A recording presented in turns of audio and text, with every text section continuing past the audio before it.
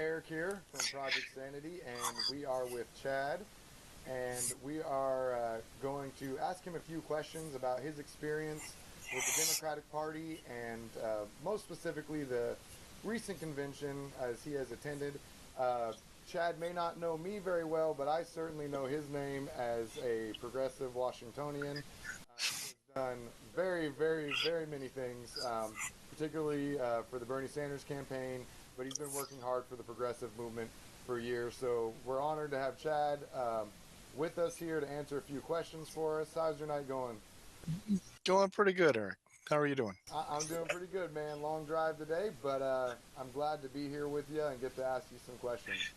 Richard tells me you're running for something in Olympia or Uh, in the yeah. I'm gonna run for Olympia City Council, and I don't know if I'm letting the cat out of the bag too early, but there's a small chance, I guess, Adair may be running as well. Ah, So fun. he's moving down here, so that could be pretty interesting. Yeah. So let's go ahead and get into these questions, unless there's anything else that you'd like to say before we get going, Chad. No, just um, Nis asked me to do a quick interview to talk about my experiences in Philadelphia and what I'm thinking going forward. And these are some pretty good questions, but my answers are pretty standard from things that I've said in the past in various interviews. So I'm pretty comfortable with them. So go ahead. All right, buddy. So obviously, as we talked about, you have been involved with the democratic process for quite some time. So I think you can give us a good comparison between the 2000 election and the 2016 election. So how do you view the 2000 election, and does it have any relevance to the current election that's going on now? There are some parallels. I actually got involved in 2003 within the Democratic Party, but I was watching the 2000 election pretty closely. Um, and yeah, there are some parallels. In 2000, the Green Party was declaring very loudly that there was no difference between the major party candidates. Elections were being manipulated all across the country, at least according to Scuttlebutt.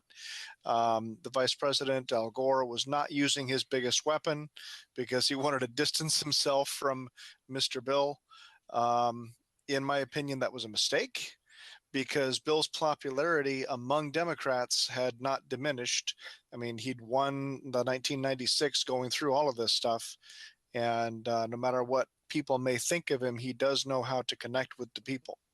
And Al Gore really needed to connect with the people, and he didn't do that well enough. As far as how that relates to the 2016 race, again, we have people claiming there is no difference between Hillary Clinton and he who shall not be named.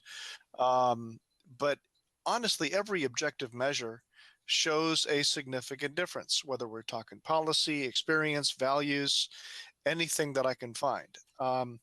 The one thing that I hear said a lot that I really don't have a good response for is the question of trustworthiness.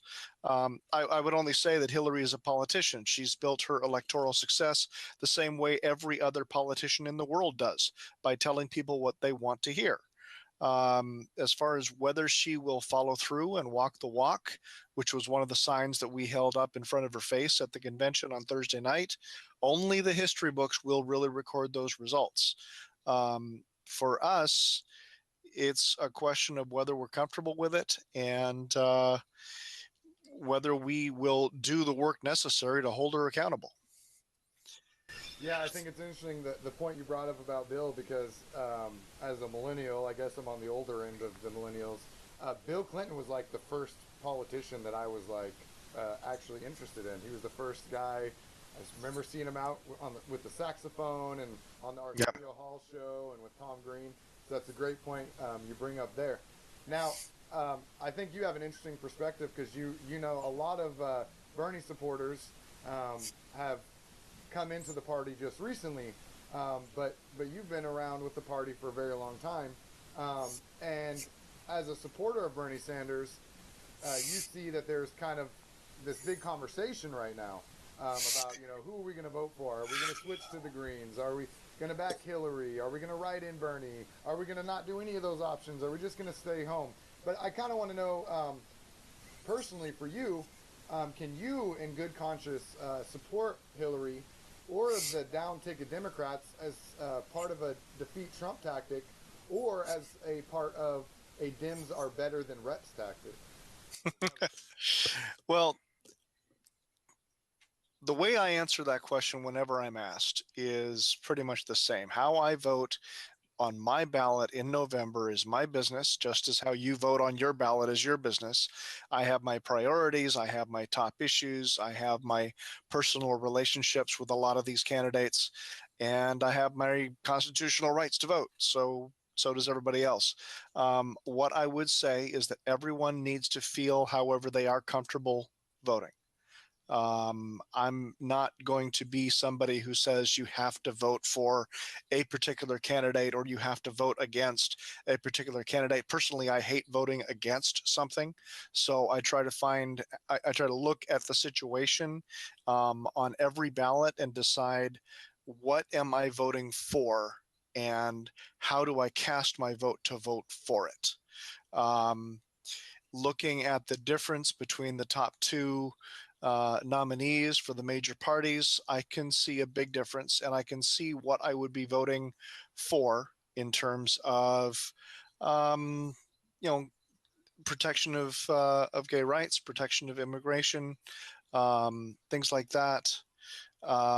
So, like I said, how I vote is my business, but look for what you're voting for and vote to protect the things that you really care the most about. If the American Care Act, ACA, is something that you really support, which candidate will support it, which candidate will maintain it, which candidate might improve it, and which candidate will eliminate it. And just go through any of the issues and make your own decision based on the issues. That's how I do it. I think that's a great point to bring up, because a lot of the arguing right now is more about the past of candidates or their character, and it's less about what policies will they actually enact. And I think that's Right. very, very important to bring up. And I also It's appreciate that you're not saying you have to stick with one party or another party. You're saying vote who you feel like. And I hear a lot of sentiment right now about you should vote for this person, and I really appreciate that you're saying that, that's your own decision. It is. It is our own decision. I mean, it's our right to vote how we feel, and based on the situation. All I ask is that we use critical thinking to make the best choice. And I can present my own view, and as we get closer, I'll be more and more comfortable doing that as I get further away from the convention. But everybody has to make their own choice, and nobody should be forcing anybody else to move one way or the other based on issues that might not be their priorities. I mean, I've got a lot of friends in the gay community, and gay rights is a huge one right now, and I really respect their their their feeling of, if he who shall not be named gets into office, then their marriages will automatically and magically just go away. Um, I don't think that's going to happen because it's a court decision, not an executive branch decision, but I can understand their feelings on that. And, the climate change issue, which is another one of my top issues. What would a Republican administration do to help curb climate change? Well, I can tell you, they would do absolutely nothing, and we would see things get worse very, very quickly. But regardless of how I mean, here's the thing. When I joined the Bernie Sanders campaign last April, when he announced, I looked up a couple websites and I found one that really made sense to me, isidewith.com. And I plugged in all of my issue positions and I said, compare me with the candidates. And Bernie Sanders got like 93, 95%. And Hillary was at 83, 85%.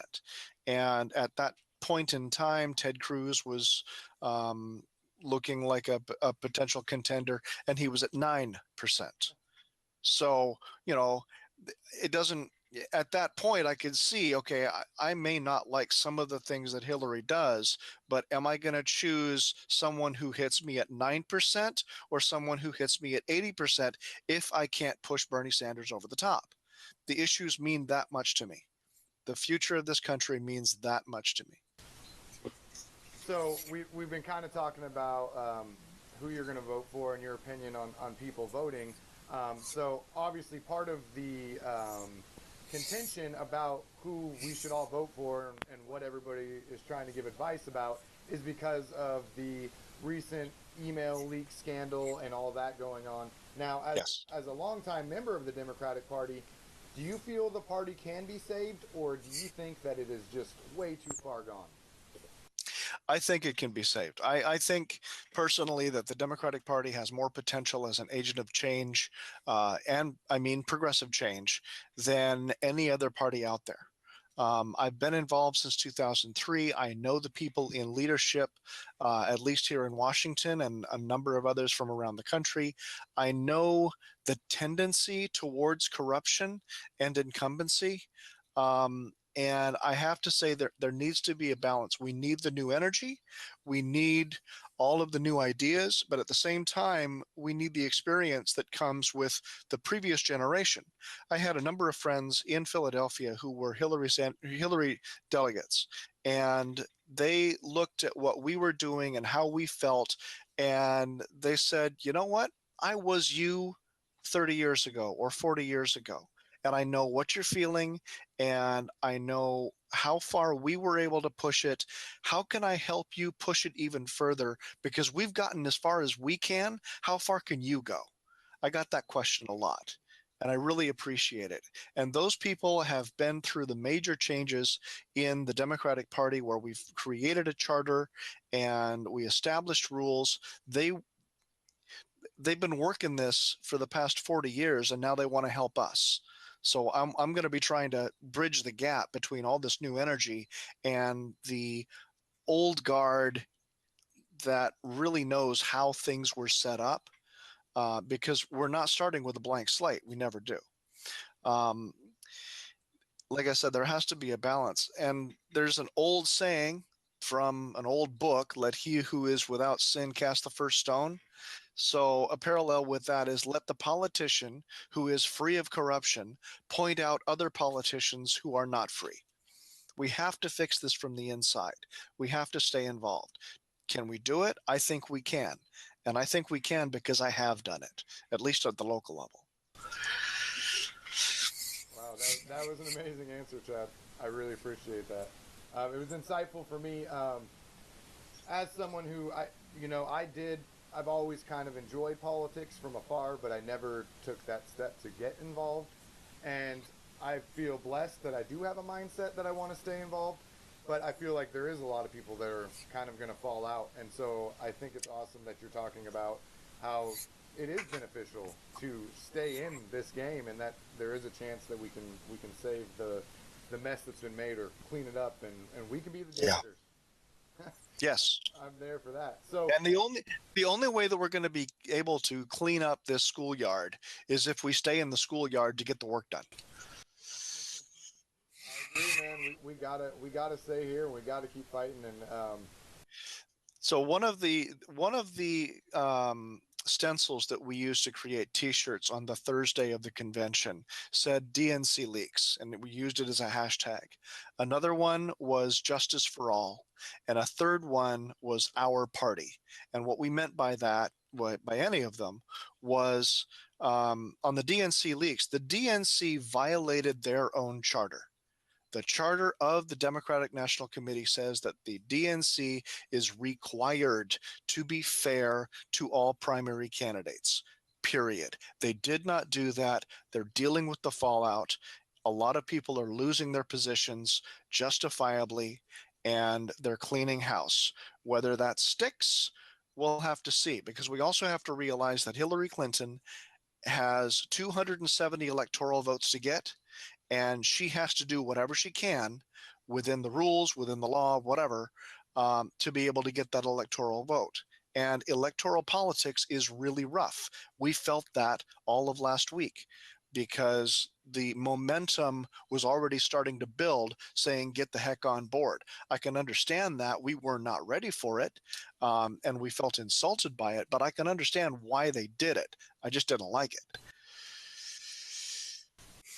So the man that kind of has brought a lot of us back into the political scene was Bernie Sanders himself, and he recently did an interview with I always pronounce his last name wrong, so forgive me, but Bill Maher. Bill Maher. It's Maher. Sorry. Maher. See, Yeah.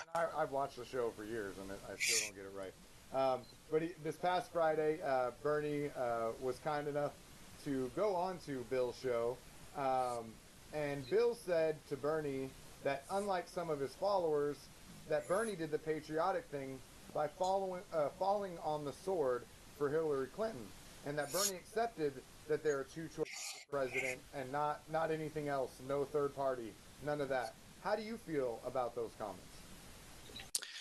I understand them. I mean, the way that elections work in the United States, it's based on first past the post. And what that means is the person who gets the most votes wins, period, even if it's not a majority.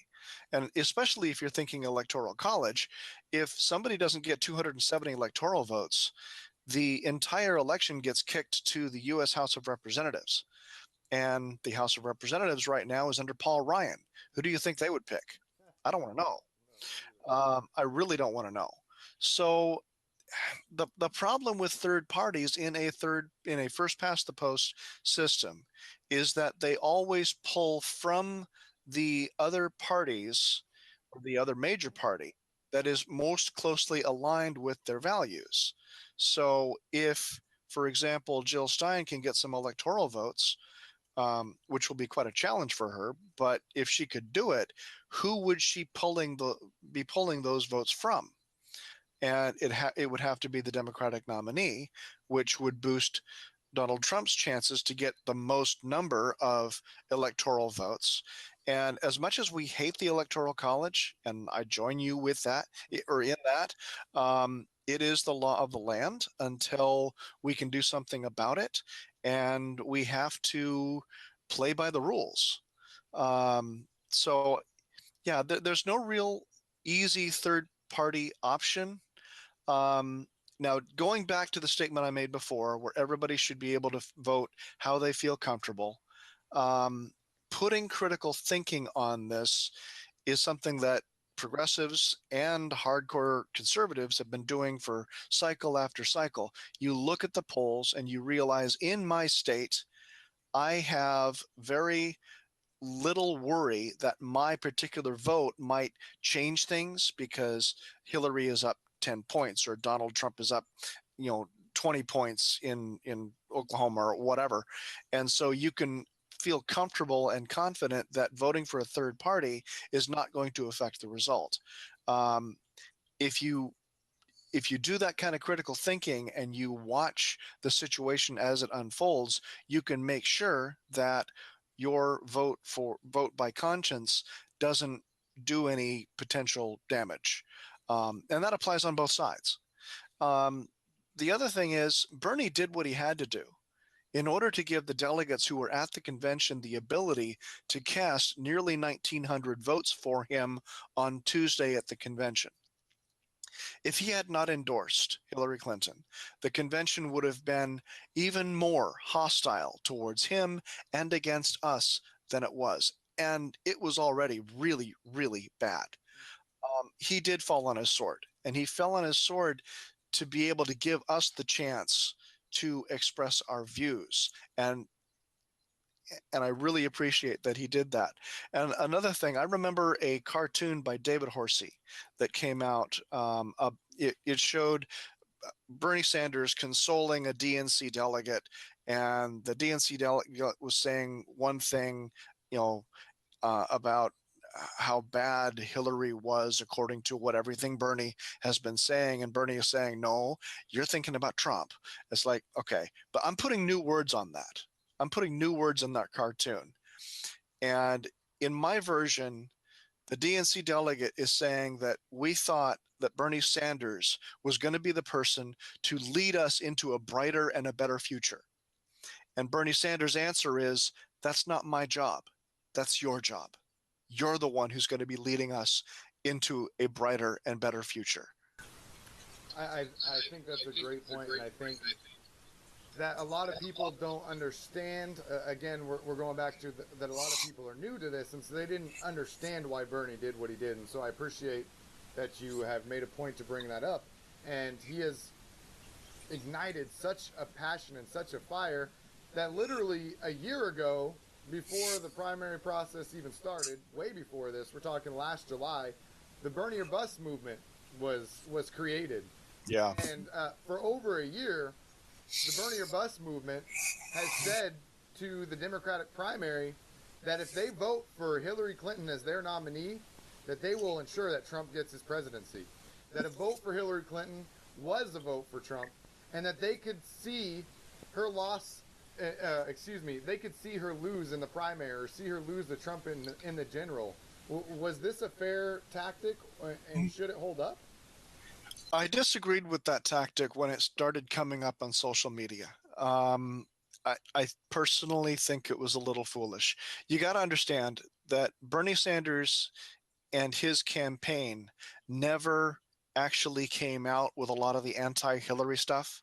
That was all third party. That was all, coming from the grassroots.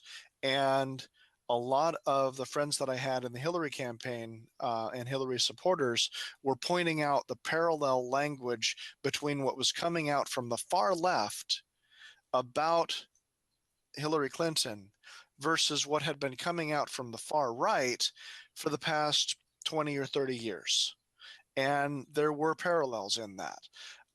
If you have been listening to what Bernie Sanders has said about Hillary Clinton, I've disagreed with her on a number of issues, but any Democrat is better than any Republican. He has always been constant and consistent on that point.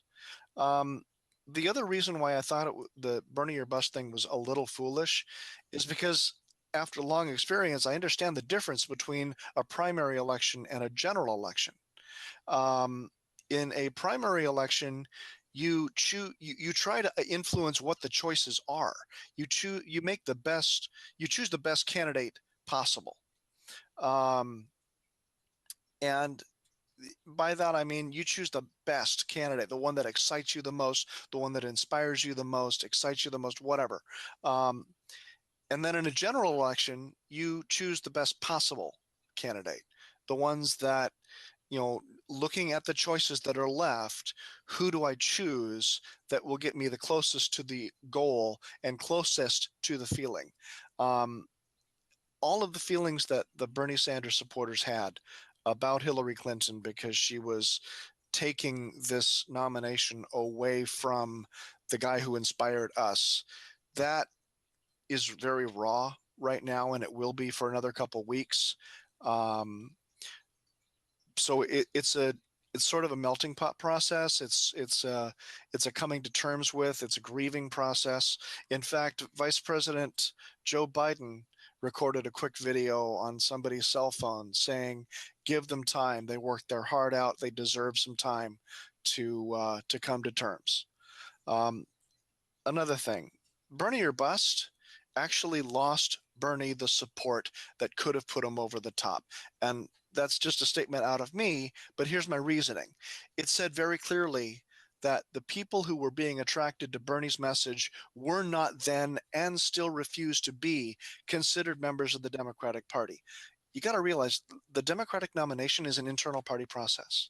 It's not a government election, even though in a lot of states that use primaries, they use government infrastructure to manage the process of choosing the delegates that go to the national convention.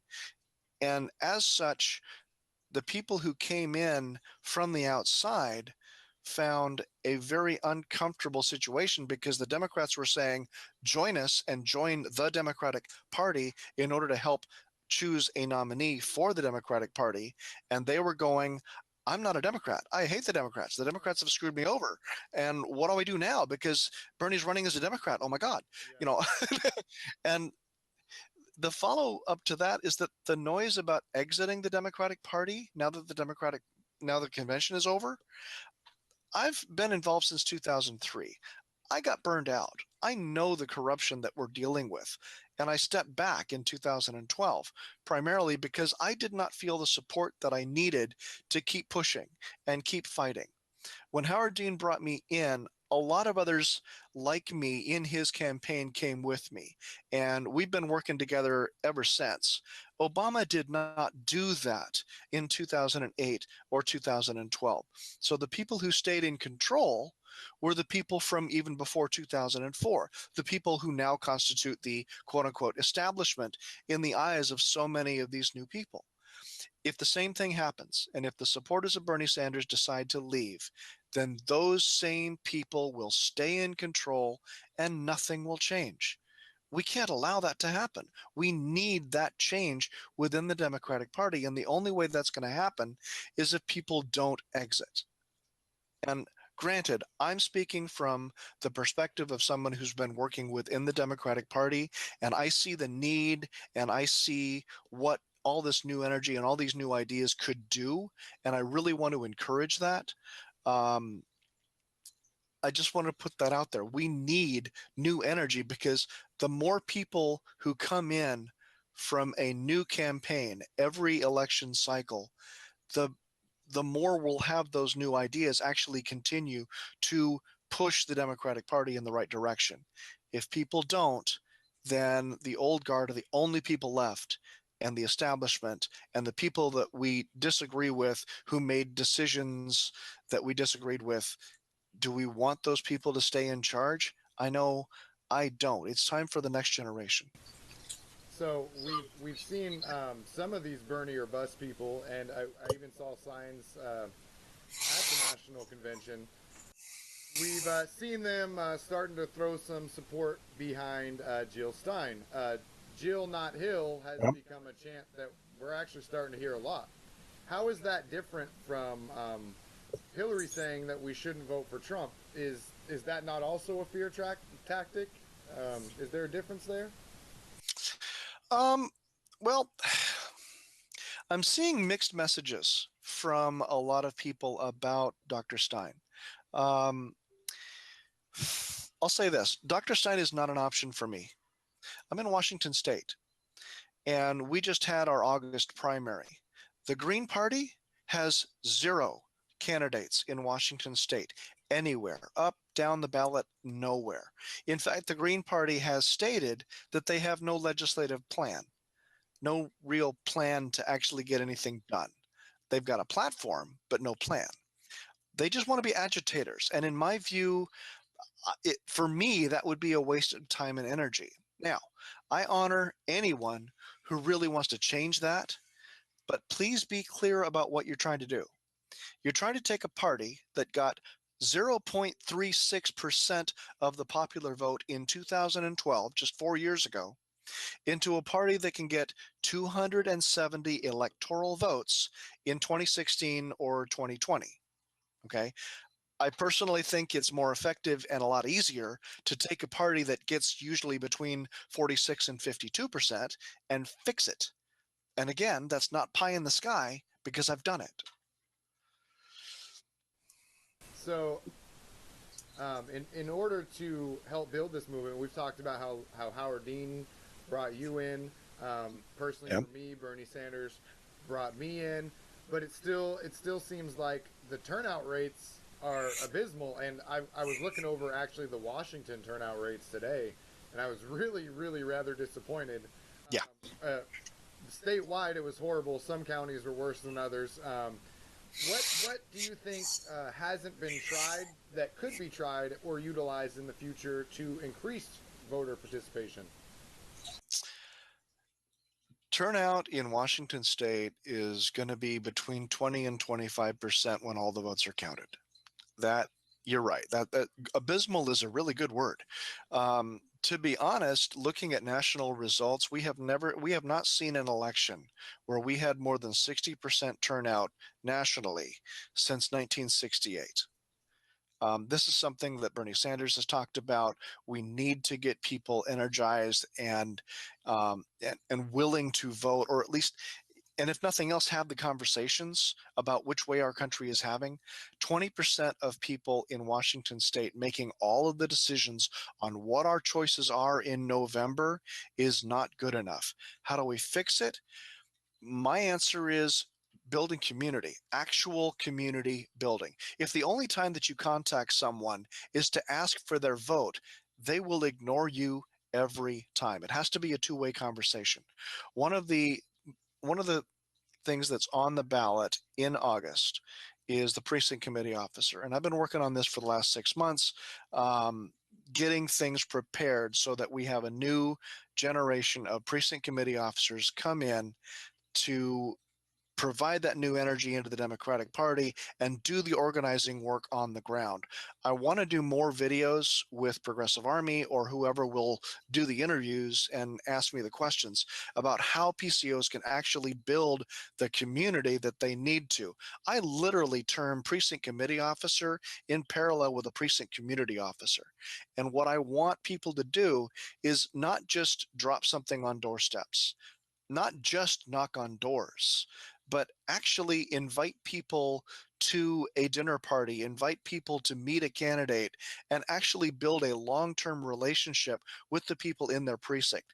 If you're talking a legislative district or a county, that's hard. It's really hard to do because there's thousands of people. But if we take that down to the precinct level, I've got about 900 people in my precinct, and that's a really big bite, but it's a lot easier to do that than work on 40,000 people in a legislative district. And I really want to get in touch with the other people within my precinct because I ran and I won, and do a two-way conversation between now and November, between November and the August primary next year for the local and municipal races and things like that, and just build community. That's something that we keep preaching, and I've heard it preached and I've preached it myself for the last 12 years, but we don't really do a good enough job at that. So we've got to stay focused on that. That's awesome to hear, man. Congratulations on winning your PCO race. I'm an appointed PCO right now. I did not run because I plan on doing the whole city council thing eventually. But to hear your Don't let that stop you. Don't let that stop you from being a PCO. Um, the Larry Phillips, who used to be a King County councilman up here, and has been a state house member, a state senator, and then a county council member for a very long time. He always says that his first elected position was the PCO, and after 40 years, he is still the PCO in his precinct every single year talking to his neighbors. So don't let that stop you. I'll remember that. Now you're making me feel a little guilty. Another thing, obviously, with voting is, yes, we see the low turnout rates, but some people show up and they don't even know anything about the candidates that are on the ballot. Right. What are the biggest hurdles to overcome when it comes to voter education, in your view? Well, the first one is the attitude that somebody must vote a certain way. I mean, granted, the precinct committee officer for the Democratic Party is the face at the base of the party, and I want to be able to provide information to the people within my precinct from the party and the other way around. I want to be the voice of those people when I go to the meetings and when I make decisions and things like that. But at the same time, I would rather listen to people and their issues than say, I'm with the Democrats, here's our recommendation, please vote our way. Because that completely discounts their experiences, that completely discounts their ability to use critical thinking on them, for themselves, and it's not fair. We can't push our candidates at them. We have to invite people to express themselves, and we need to learn from them as much as they learn from us. There's 4 words that I've always tried to use. Actually, there was 3, and thanks to Bernie, I added one. Engage, inspire, educate, and empower. Those are the steps that we can take to overcome ignorance, because overcome not knowing who the candidates are. Because if we as the PCOs, as we as the party leaders and the activists, if we know who these candidates are and we can say, oh yeah, I know Tom, and he's having a meet and greet at this coffee shop next weekend, would you like to come and meet him? Things like that. That's the bridge that we can be. And it's the bridge that we really need to be. That's where activism hits the rubber, or that's when the rubber hits the road, I guess they would say. Because we can be that bridge to our neighbors saying, I realize that this is a new name. This person has never run for office before, but I personally really like them, and I'd like for you to meet them. Some of our Bernie delegates are starting to announce that they're running for Seattle City Council or for County Council in their area. And they're all new faces. And we're going to have a lot of opportunity between now and next August and next November to get those people in front of our friends and neighbors to get them more votes. I love it, man. And I think that it's very important for every single one of us. Those words you just said, man. I'm writing that down. Hold on. In all honesty, those are some great bullet points to definitely to live by. Yeah. And I think something great we've seen is also another characteristic of candidates that Bernie has, for me personally, a way he kind of grabbed me was his emotion. Yes. You can like really see this genuine emotion from him. And as a national delegate for Washington State, at the convention, what do you feel was one of those emotional moments or powerful moments? Maybe not about Bernie in general, but about the convention, good or bad. Well, I can tell you the worst one. And this is probably going to sound bad, but the very first speech that was given, the invocation by the pastor, it ended with the words, God bless our nominee, Hillary Clinton. And to be blunt, that was a slap in the face. That was a punch in the gut, because that was the very first speech on Monday, and it just kind of went downhill from there. Every speech on Monday was written and presented from the perspective that the vote had already been taken and there was only one candidate, and the 1,900 people that were there in the room to support Bernie Sanders might as well just be quiet because we didn't matter. And it really hurt. And to my mind, it was extremely disrespectful. But it wasn't just disrespectful to us as delegates for Bernie Sanders.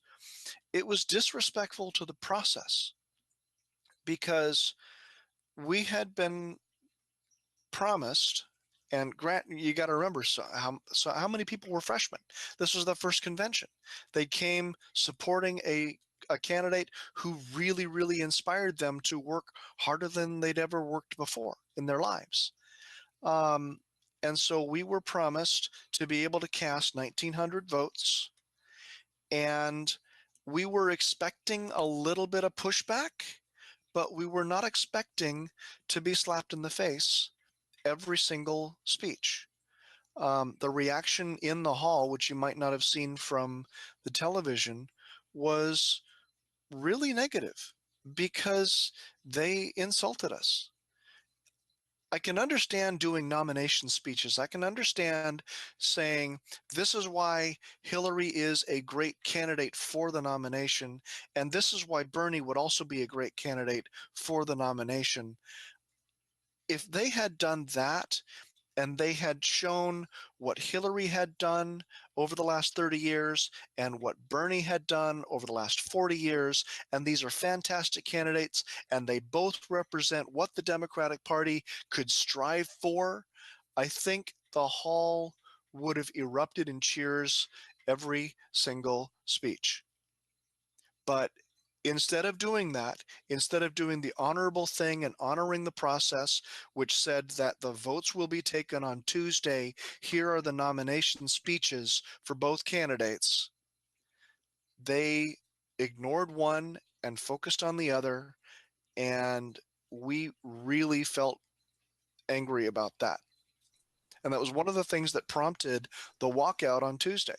Is, I mean, some people would probably have done it anyway, but not as many, because it wasn't about Bernie Sanders. It was about us being silenced. And that really hurt. And I'm almost tearing up now remembering it. It'll be a couple more weeks before my emotions kind of calm down from the massive sine waves that I felt last week. But it was really hurtful what they did. And that's one of the reasons why I feel like I have to stay involved. Because if I can explain how that felt and say, this is how you can make a convention to where everybody feels welcome and we feel good about supporting the eventual nominee, then I have to be in the room to explain that to the people who will write the next agenda. I have to. I don't have a choice. Wow, you almost just made me tear up right there, because I kind of imagined, like, to add insult to injury, that just days before we kind of had the DNC leak thing happen, and so we knew that it was kind of an unfair fight from the beginning, and we knew how close it was even with the leaks, the information from the leaks that came out, even with the tampering. So I definitely can understand how that was a powerful moment, and how it could be hurtful and hard to get over. And I really appreciate you sharing that with us, Chad. Yeah. If you need me to give you a second, I can. No, I'm good. Go. All right. So a big thing we've heard, the biggest upsell for Secretary of State Hillary Clinton has been that defeating Donald Trump is the main objective, and she is the one person that can do that. What is a reason other than defeating Donald Trump to support Hillary over maybe a Jill Stein, or maybe to those people who say, I'm just going to sit at home because I don't like Jill, Hillary, or Trump? Well, I'm going to address that second part first.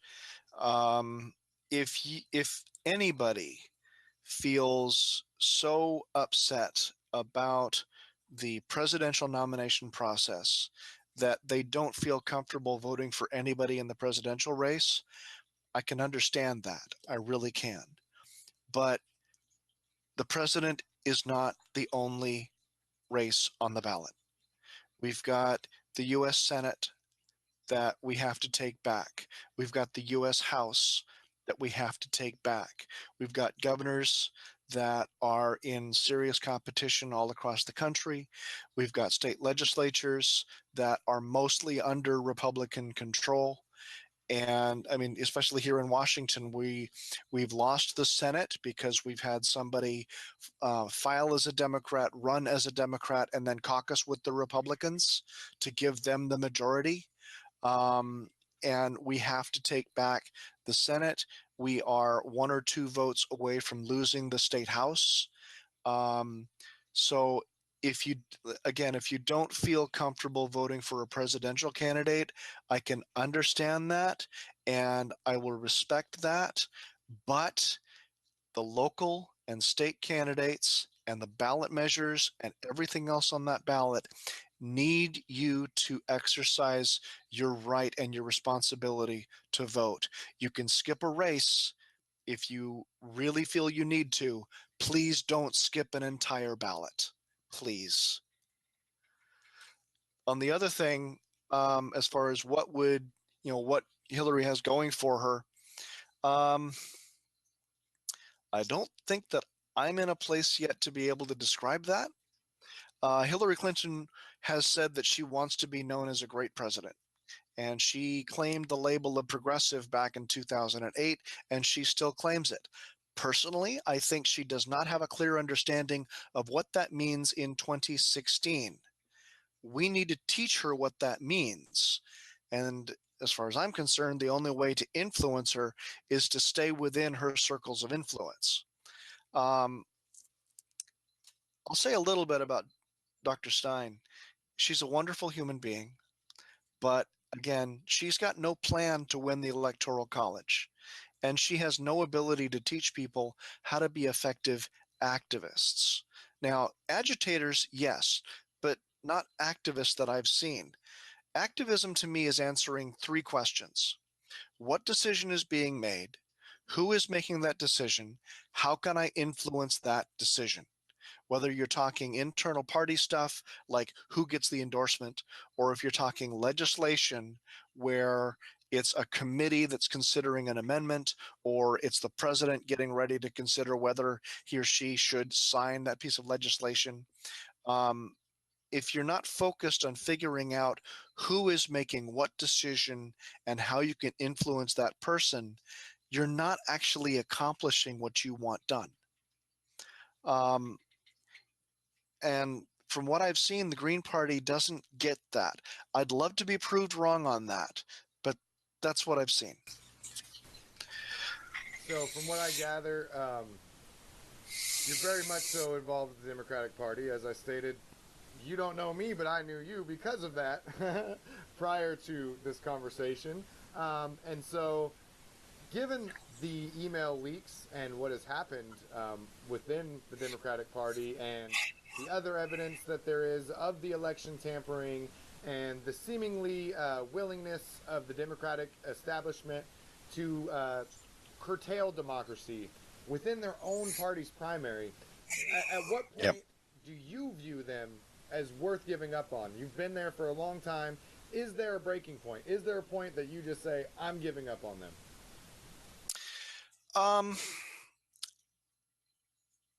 I will give up on individuals who make decisions, and I will point out when they make bad decisions, and I will not let them get away with it. If I find out about it in time to prevent the decision, I will do that. The leadership of the Democratic National Committee goes through a replacement process. It's a reorganization, and this happens after every presidential election.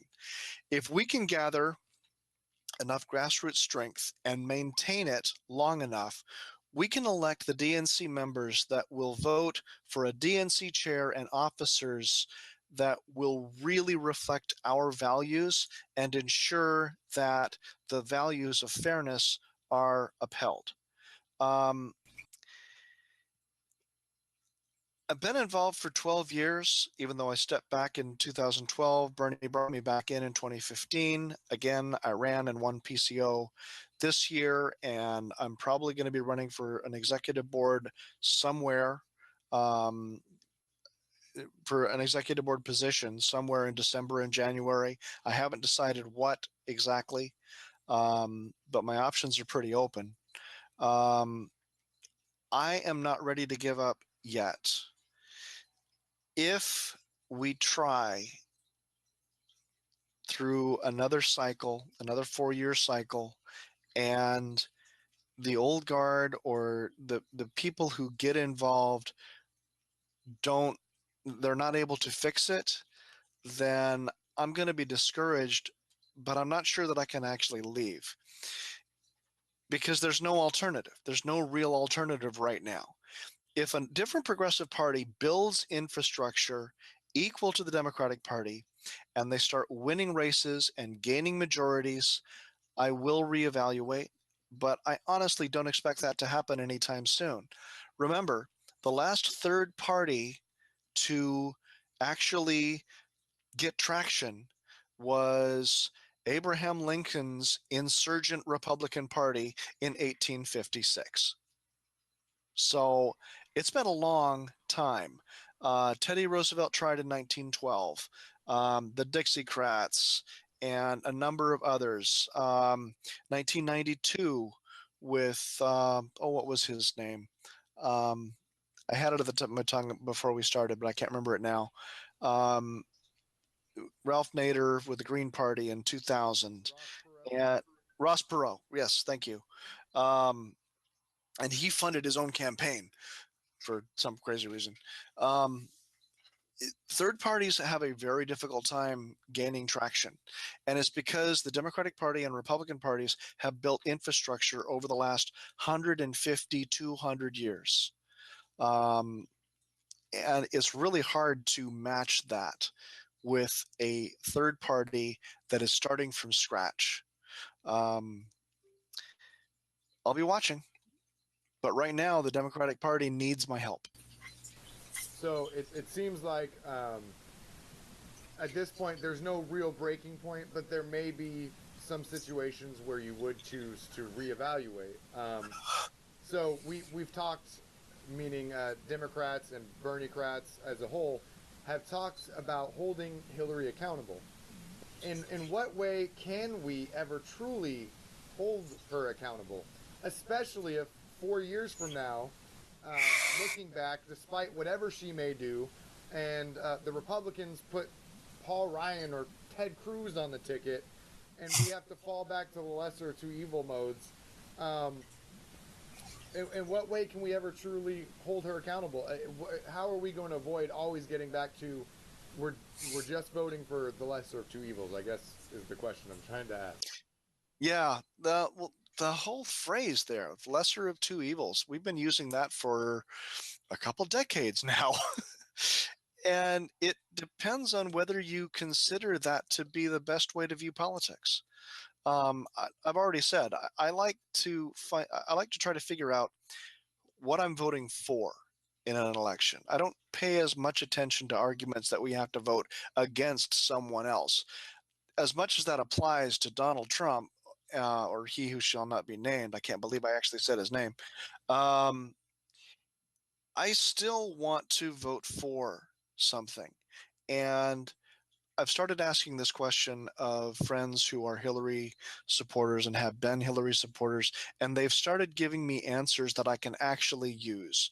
I've already discussed some of them during this interview: gay rights, the environment, things like that. But where am I here? Is the future so bright that we got to wear shades, or is the glass half empty? If we can't maintain an optimistic outlook on the future, then we really shouldn't be the ones to lead people into that future, because we're not going to be leading in the right direction. I want to be optimistic. We have to be optimistic. Otherwise, we're not going to be able to hold on to hope. As far as how we can hold her accountable, we can give her a progressive Congress in 2016 if we go absolutely nuts, or 2018 with brand new Congress.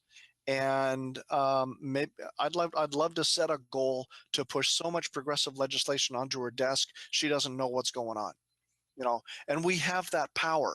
We do, and we can't let anybody take it away from us.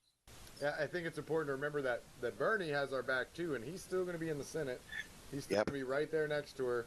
And he has already stated that he's going to be running for re-election in 2018, and he's already looking at 2020. He's going to, wait till November, decide what he wants to do. But yeah, literally, we could make him Senate Majority Leader. How would that be? Oh man, hold on. I'm a little. I literally did. I don't think the camera can pick it up, but I literally just got goosebumps. So I was like, oh, wow, yeah, we could do that. That would be pretty amazing.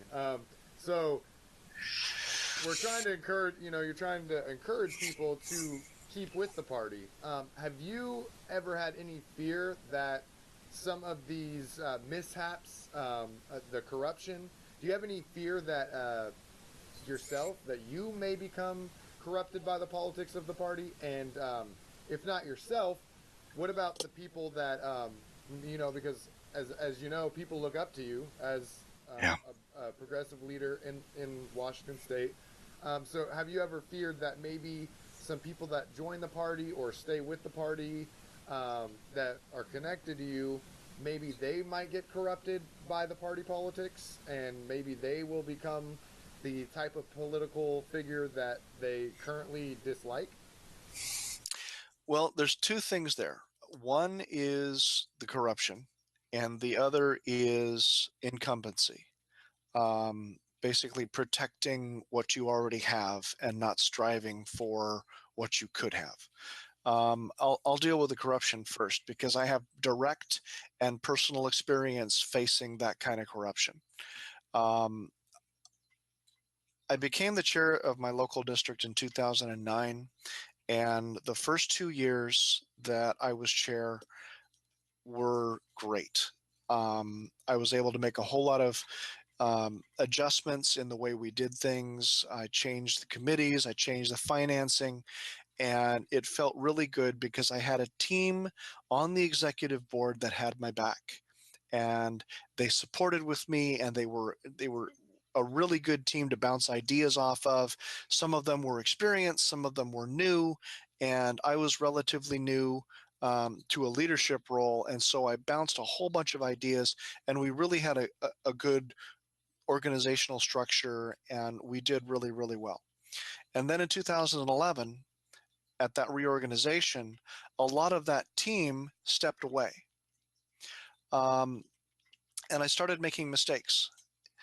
I started making decisions that I regret. And I stepped back before I did anything truly damaging to my local party organization or to the state party, because I needed to ground myself, and I had to really think about what I was doing and why.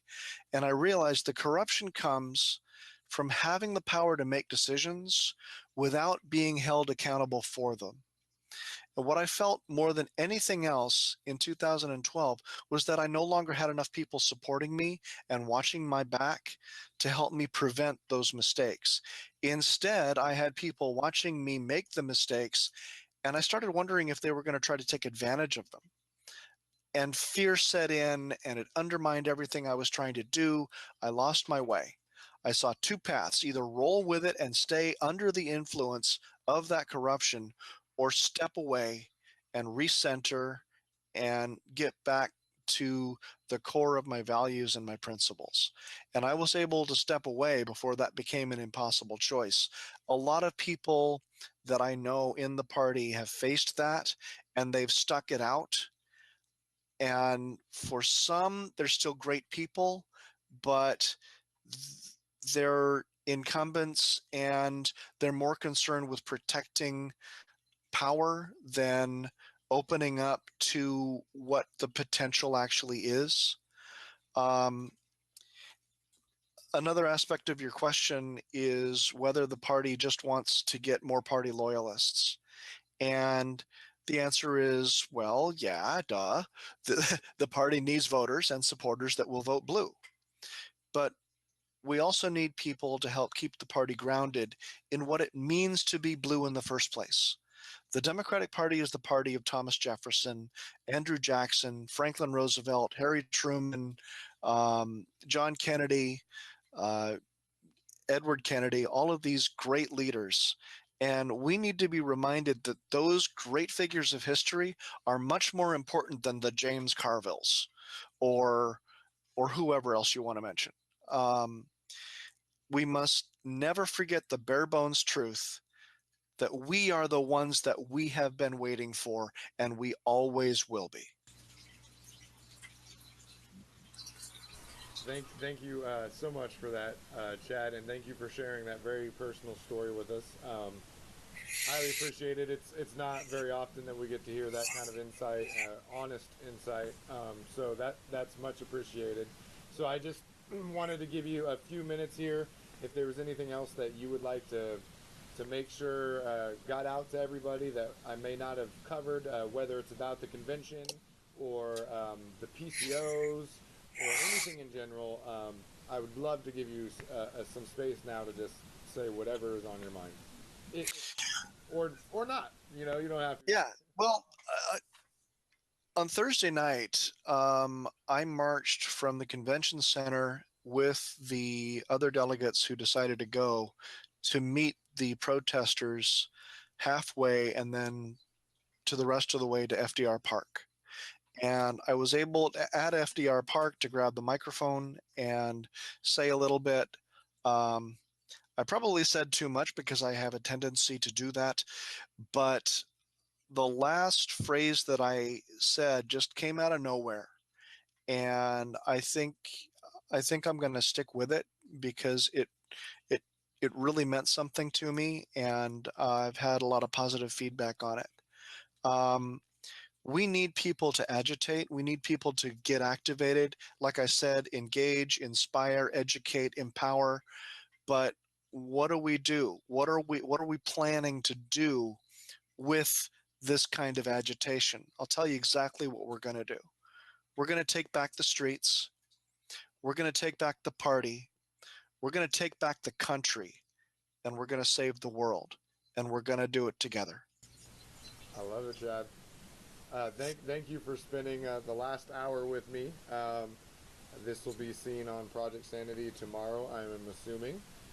So we appreciate it. You have a lot of wonderful insight, and on a personal level, I hope to talk to you in the future about my own city council run. Yeah. But I'm sure there's lots of people who may be wanting to get a hold of you now after such a great interview. And you have a wealth of knowledge, and I'm sure you'd be willing to share. Is there like a Twitter handle, or is there anywhere in particular people can find you if they have questions? I am Chad Lupkes just about everywhere you turn. On Facebook, Twitter, my Gmail address, everything. I am Chad Lupkes, ChadLupkes at anywhere, LinkedIn, all those places. So I don't hide who I am or what I do. All right, Chad. Thank you so much for joining us. You bet. Wonderful night. Thanks.